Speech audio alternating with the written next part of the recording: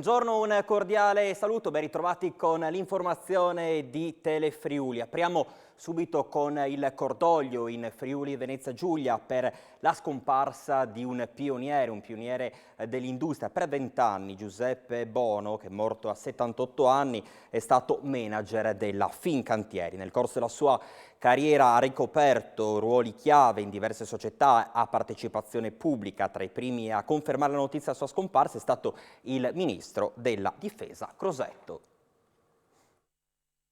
Io ce l'ho messa tutta, credo di aver lasciato un'eredità importante, lavoro per tanti anni e quindi sono soddisfatto di quello che ho fatto. Con queste parole, lo scorso 10 ottobre, Giuseppe Bono, più di 50 anni trascorsi nelle grandi aziende a partecipazione pubblica, 20 alla guida di Fincantieri, ringraziava attraverso un videomessaggio la Camera di Commercio di Pordenone Udine per avergli assegnato la targa dell'eccellenza dell'economia. Il manager è morto all'età di 78 anni. Tra i primi a confermare la notizia è stato su Twitter il ministro della Difesa Guido Crosetto. È mancato Giuseppe Bono. Peppino, ha scritto, un amico fraterno, grande uomo, straordinario capitano d'industria. Ha dedicato tutta la sua vita a costruire ricchezza per l'Italia.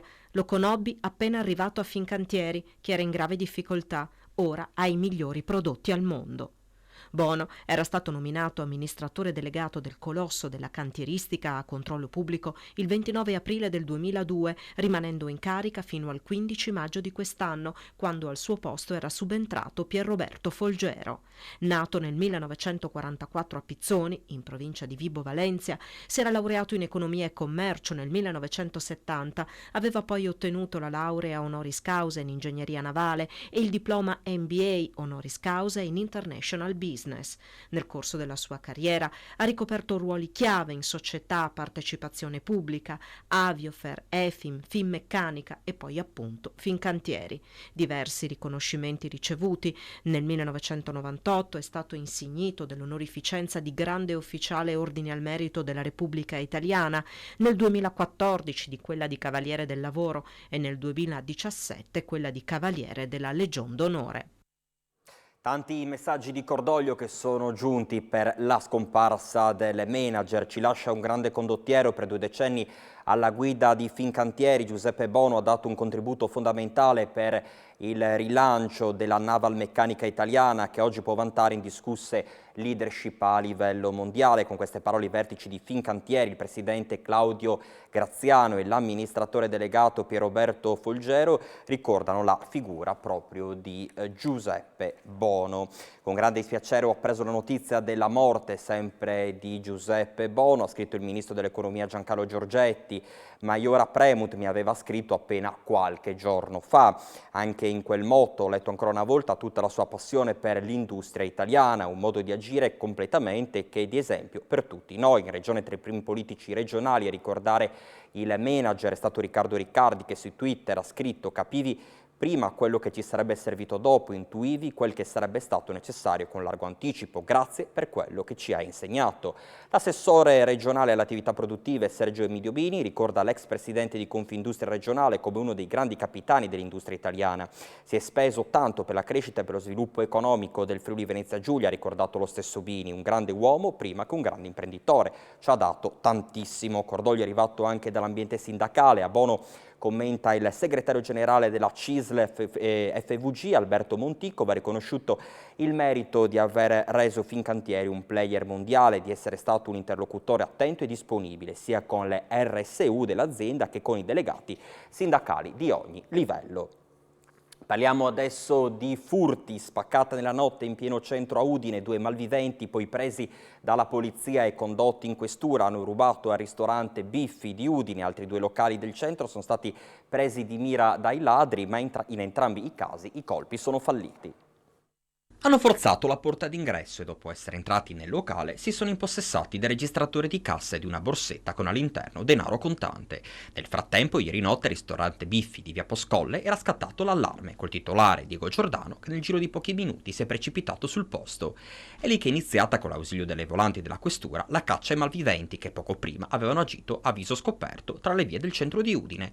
A raccontare l'episodio l'avvocato Santo Tutino, al quale l'esercente si è affidato. Alle 3 di ieri notte, appunto, c'è stato un importante scasso, sono entrati presso il BiFIT, hanno scardinato porte e quanto altro, hanno portato via suppellettili, macchine calcolatrici, cassa, cose di questo genere, e sono di fatto fuggiti. I ladri, entrambi stranieri, uno maggiorenne e l'altro minorenne, sono stati fermati dalla polizia e condotti in questura. Se uno è maggiorenne e l'altro è minorenne, agiremo ovviamente su entrambi con due vie diverse, ma certamente saranno denunciati. Difficile al momento quantificare i danni, anche se la stima risulta essere pesante. È un locale fatto tra l'altro da poco, rinnovato, per cui messo in bella maniera, per cui, ma reputiamo che possono essere decine e centinaia di mila euro. Sempre nella notte altri due locali del centro sono stati visitati dai ladri, il Pinocchio e il Delser, ma entrambi i colpi sono falliti.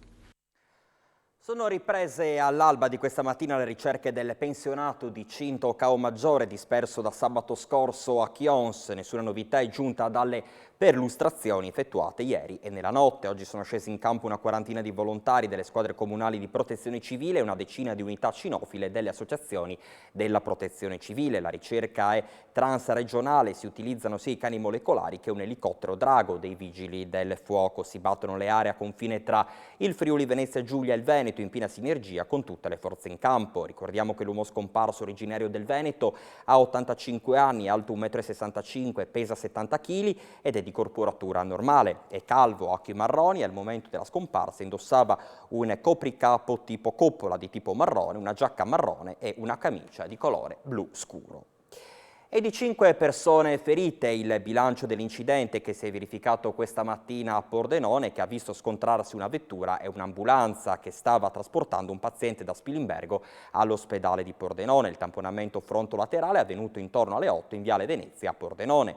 Nell'impatto sono rimaste ferite una mamma e una bambina di pochi anni che erano presenti sull'utilitaria. Conseguenze sanitarie anche per l'infermiere e l'operatore sanitario presenti a bordo dell'ambulanza. Nessuna conseguenza invece per il paziente che era trasportato all'interno del mezzo. Tutte le persone coinvolte sono state trasportate in ospedale a Pordenone con lesioni giudicate non gravi. Comunali di Udine, ieri sera a Palazzo d'Aronco, vertice di maggioranza, il sindaco Pietro Fontanini non scioglie al momento le riserve, ma suona già la carica per l'imminente inizio della campagna elettorale. Io aspetto ancora qualche tempo perché mi sembra che il campo così avversario, chiamiamolo così, i miei competitor ancora non siano stati svelati. C'è ancora qualche dubbio da quella parte e io ancora non ho sciolto le riserve, anche perché questi incontri sono propedeutici proprio a farmi un'idea dell'impegno, della volontà, della compattezza del centrodestra per affrontare questa campagna elettorale. Come anticipato dal diretto interessato fino a pochi minuti prima dell'inizio della riunione, il sindaco Pietro Fontanini non ha sciolto le riserve sulla sua ricandidatura a Udine, ma ha iniziato a parlare di campagna elettorale. È questo il passo avanti compiuto ieri sera durante il vertice di maggioranza convocato a Palazzo d'Aronco, durante il quale il primo cittadino ha ribadito di volersi prendere ancora del tempo, ha confermato di aver ricevuto da parte degli alleati i segnali che aveva chiesto e sottolineato ancora una volta l'importanza di spiegare compatti i risultati raggiunti in città negli ultimi 5 anni.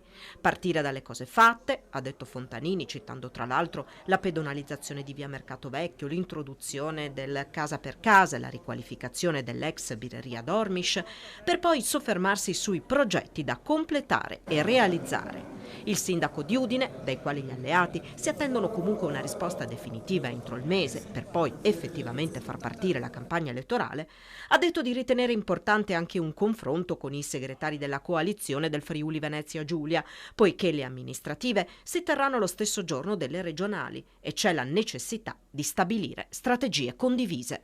Ricordo che le elezioni mancano 5 mesi, non sono domani, quindi c'è il tempo per parlare, per programmare e soprattutto organizzarci bene.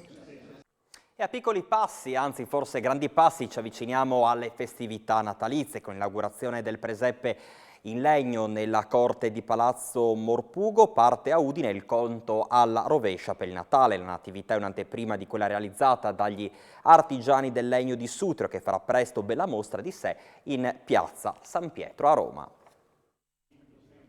Anteprima a Udine del presepe in legno dei Comuni della Carnia, che il 21 novembre partirà alla volta del Vaticano per fare bella mostra di sé in piazza San Pietro.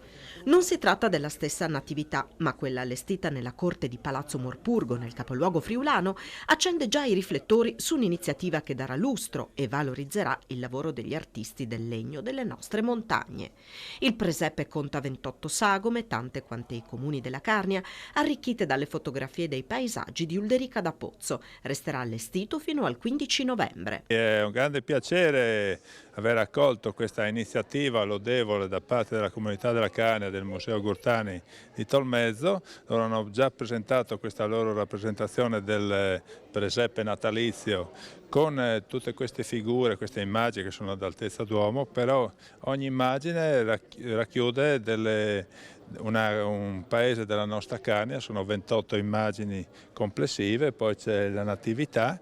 Ecco, questo è fatto anche in preparazione, in vista anche dell'importante riconoscimento che quest'anno va al nostro Friuli, alla nostra Carnia in particolare, perché a San Pietro il 3 di dicembre verrà presentato invece un museo fatto dagli artigiani, maestri artigiani di Sutrio. Il presepe di Palazzo Morpurgo dà il là agli eventi organizzati per le prossime festività. Il sindaco Pietro Fontanini ha fatto sapere che non mancheranno in città le luminarie natalizie, ma che si rinuncerà alla pista per il pattinaggio sul ghiaccio, troppo costosa. Chiudiamo con lo sport. Questa sera l'Udinese in campo contro lo Spezia alle 18:30. A partire dalle 18 Telefriuli sarà in diretta con Poltronissima per seguire l'atteso match. L'edizione serale del nostro telegiornale pertanto sarà anticipata alle 17:30. Grazie ancora per l'attenzione, rimanete con noi perché tra pochissimo ci rivedremo. Con a voi la linea.